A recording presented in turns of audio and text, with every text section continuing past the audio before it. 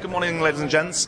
I'll have a few words to say about the Middle East situation after I've made my remarks to the Security Council. I do want to say a word about the situation in Sri Lanka. I am appalled by the reports that have come out of Sri Lanka over the weekend of mass civilian casualties. The UN spokesman said that there had been a quote-unquote bloodbath in the northeast of Sri Lanka on Saturday and Sunday, i.e. yesterday.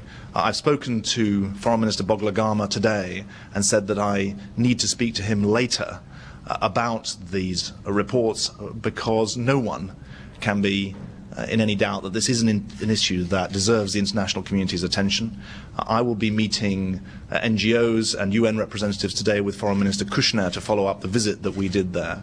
Our message is a simple one, which is that the killing must stop. The civilians are trapped in the zone, up to 50,000 in an area of just 3 square kilometers, are the victims of what at the moment is a war without witness. I've spoken also about the expulsion of British journalists from Sri Lanka, which I think is the opposite of what is needed. We need access and transparency in the situation there. And following my meeting this morning with Foreign Minister Kushner, we'll be following up these issues in the course of the day. Will the UK support or propose a resolution for the Council, and does it support the IMF loan application by Sri Lanka? As you know, the issue has not yet been allowed onto the formal UN Security Council agenda. That's why we will be having a range of meetings at the side of today's formal meeting on the Middle East.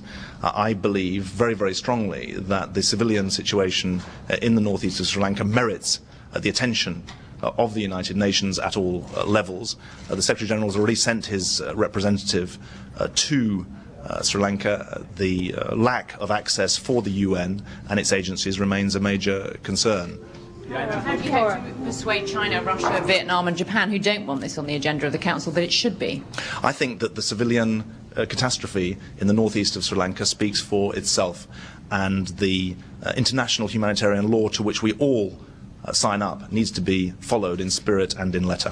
Thanks very much indeed. Could you answer the question?